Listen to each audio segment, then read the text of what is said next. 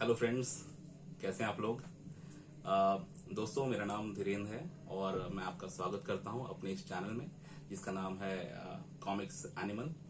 और मेरा सिर्फ एक ही ऑब्जेक्टिव है कि जैसा कि मैं खुद एक कॉमिक्स एनिमल हूं, मैं अपने ही तरीके के बाकी जानवरों के साथ जितना हो सके कनेक्ट करना चाहता हूं, जितने जानवर पॉसिबल हो सकें।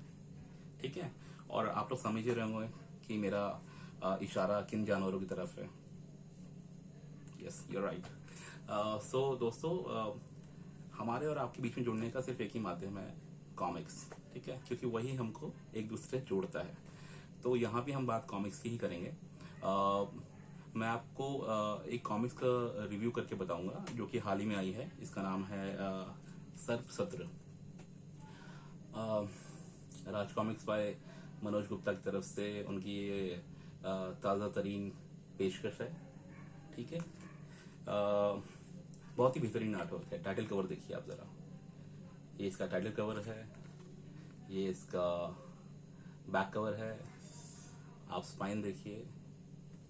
ये मैं आपको इसलिए दिखा रहा हूँ कि जो दोस्त रेगुलरली कॉमिक्स खरीदते हैं वो मेरी बात से अग्री करेंगे कि जो जब मिंट कॉमिक्स हाथ में आती है तो उसका एक अलग ही फील होता है।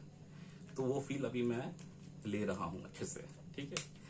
तो ये तो हो गया इसका आउटर अपीयरेंस की बात। बहुत ही अच्छा आर्टवर्क है ये। अनुपम सर जी का आर्टवर्क तो आप लोग बहुत फेमिलियर होंगे इस बात से। और इसमें जो कलरिंग है टाइटल कवर की, टाइटल जो ये इसका मुख्य पृष्ठ है, इसकी प्रदीप सेहरावत जी ने कलरिंग करी है। तो बहुत ही अच्छे से उभर के आया है। ठीक है। अब मैं अगर इसके पेजेस की बात करूं तो ये 44 पेजेस की कॉमिक्स है and it's full of action. बहुत अच्छा एक नाइस फील है पकड़ने में भी।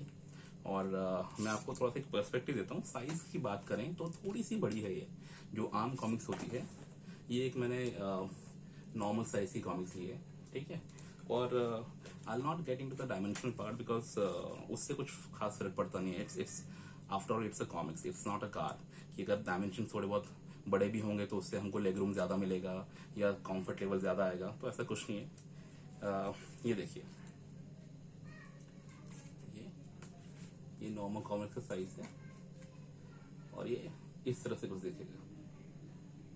इतनी ये नॉर्मल कॉमिक्स से थोड़ी सी बड़ी है। ठीक है। देखो दोस्तों, कॉमिक्स में क्या होता है कि कॉमिक्स कैसे चलती हैं। कॉमिक्स चलती है अपने आर्टवर्क के बूते, कॉमिक्स चलती है अपने नैरेटिव के बूते, कॉमिक्स चलती है अपने किरदारों के बूते। तो हम वही चीज यहाँ पे देखेंगे और उसके बारे में बात करेंगे बहुत जल्दी से। अब अगर मैं if I just flip through the pages, तो बहुत ही अच्छी बात जो निकल के सामने आती है कि हम काफी टाइम से हम लोग ऐसी कॉमिक्स देख रहे थे। आई थिंक रीजन भी यही है कि अनुपम सर ने हमारी आदत खराब कर दी है। अच्छा आर्टवर्क देखने की इतनी इतनी अभ्यस्त हो गई हैं हमारी आंखें कि हम लोग एक मीडियोकर आर्टवर्क को ना बर्दाश्त नहीं कर पाते हैं। सो अगर मुझे कहना पड़े कि मेरी और आपकी जो आंखें थक गई थी, जो मीडियोकर काम देख देख के, मीडियोकर आर्ट वर्क देख देख के जो आंखें थक गई थी, अनुपम सर जी ने उसको अपने इस अनुपम आर्ट वर्क से उन थकी हुई आंखों को राहत प्रदान करी है। ठीक है। और मैं आपको यहाँ पे कुछ पेजेस दिखाना चाहूंगा। इस कॉमिक्स को मार्केट में अभी थोड़ा टाइम हो गया तो इतना कुछ स्पॉइलर होगा नहीं। ये देखिए, मैं जो बात कहना चाह रहा हूँ उसको समझिए। ये जो अनुपम सर अपने आर्ट वर्क में जो ये डिटेलिंग का काम करते हैं ना, मैं उससे बहुत ही प्रभावित रहता हूँ। आप ही देखिए, नागराज सेंटर स्टेज में है। ठीक है। लेकिन ऐसा नहीं है कि सिर्फ नागराज के ऊपर ही काम किया गया है। उसके आसपास के किरदारों को देखिए, आप बैकग्राउंड देखिए। ठीक है। आप एक एक डिटेलिंग को देखिए, किस तरह से उस पर काम किया गया है। तो ये डिटेलिंग है, इससे पता लगता है कि कितना हार्डवर्क कॉमिक्स बनाने को, एक एक अच्छी कहानी को कॉमिक्स के रूप में ढालने में जाता है। तो हम लोग को ये बात समझनी पड़ेगी कि एक जो आर्टिस्ट जो आर्टवर्क लेके आता है उसके पीछे कितना एफर्ट होता है। ये देखिए, इस तरह का आर्टवर्क, ये तो स्ट्रेट आउट ऑफ फिल्म वाला सीन लग रहा है। किसी मूवी से हमने कोई स्टिल निकाल लिया होगा, एक स्टैटिक शॉट निकाल लिया होगा, वैसा फील है। ये देखिए क्या एक्शन सीक्वेंस है, मतलब आपको जब आर्ट वर्क अच्छा होता है तो अगर जो राइटिंग पार्ट है वो थोड़ा बहुत कहीं पे कॉम्प्रोमाइज भी है तो आपको उससे फर्क नहीं पड़ता है, बिकॉज आपकी पेस जो है सोचने की, उस कहानी को इमेजिन करने की, वो उस आर्ट वर्क के साथ साथ दौड़ती है। और ये काम यहाँ पे अनुपम सर जी ने बखूबी किया है। देखो आर्ट वर्क से होता क्या है, हम डायलॉग्स बाद में पढ़ते हैं, पहले हम लोग उस आर्ट वर्क को देखते हैं और उसके साथ साथ ही उन किरदारों को, उस इन्वायरमेंट को विजुअलाइज करना शुरू कर देते हैं, इमेजिन करना शुरू कर देते हैं। तो उस पॉइंट पे इसको फुल मार्क्स दिए जाते हैं। ठीक है,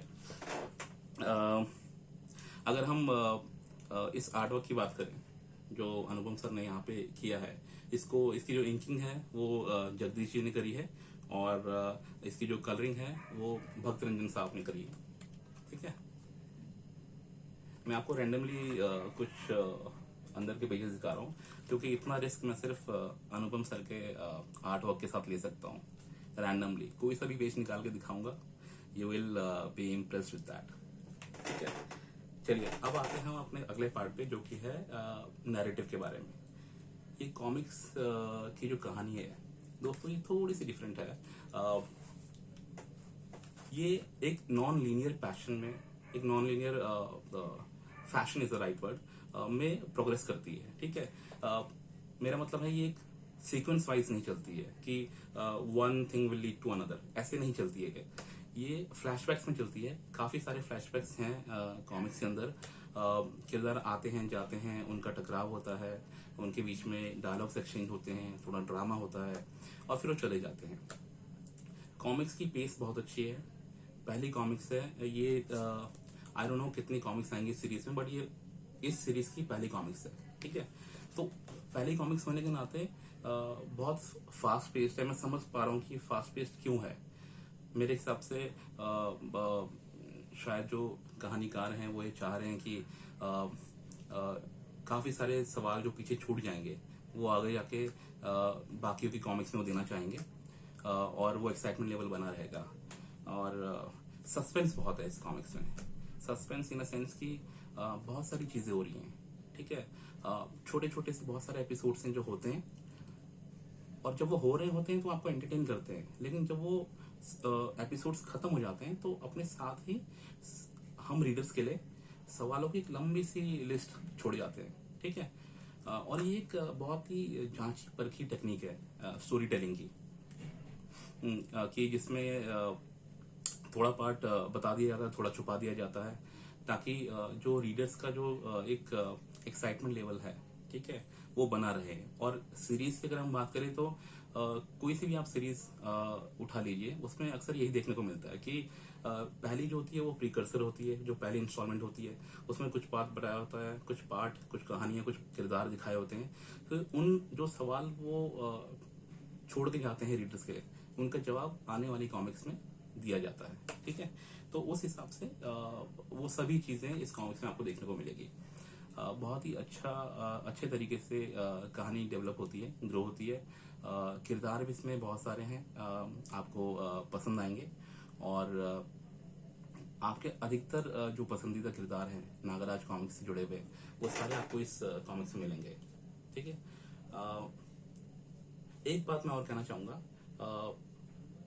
अगर डिसअपॉइंटमेंट की बात मैं करूं तो एज अ फैन मैं कहना चाहूंगा, तौसी को जो इंट्रोड्यूस किया है इस कॉमिक्स में, 44 पेजेस की जो ये कॉमिक्स है, इसमें तौसी सिर्फ आखिर के 4 पेजेस में आता है। ठीक है, ये हालांकि कोई गलत बात नहीं है। यहाँ पे डिसअपॉइंटमेंट मेरा प्योरली एज अ फैन है, क्योंकि ना देखो, हम लोगों के साथ प्रॉब्लम क्या होती है, हम जो रीडर्स होते हैं ना, हम लोग टाइटल कवर के हिसाब से चलते हैं। ठीक है, टाइटल कवर में आप लोग क्या दिख रहे हैं, नागराज को, ठीक है, और तौसी को कितने प्रोमिनेंटली दिखाया गया है।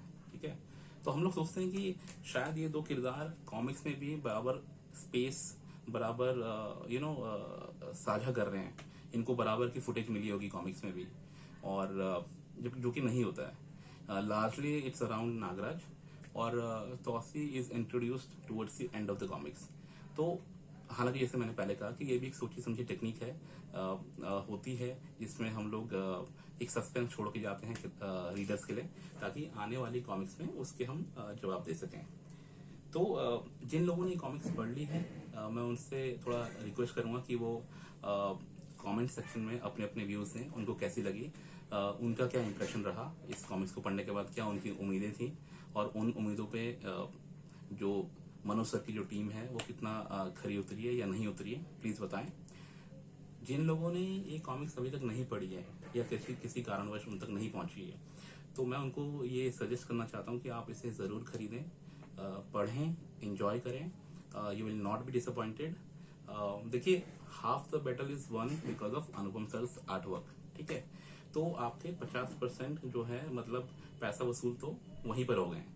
बाकी स्टोरी लाइन भी अच्छी है उन्हीं की, ऑफ कोर्स, और जो जो एलिमेंट्स आप ढूंढते हैं नागराज की कॉमिक्स में, वो सारे एलिमेंट्स इसमें मौजूद हैं। आप जरूर खरीद के लाइए, एंजॉय करिए, और मेरी ही तरह इसकी आने वाली किस्तों का, आने वाली कॉमिक्स का इंतजार कीजिए। मैं धीरेन्द्र अब आपसे विदा लूंगा, और आने वाले वीडियोस में किसी और कॉमिक्स के बारे में बात करेंगे। तब तक के लिए गुड बाय।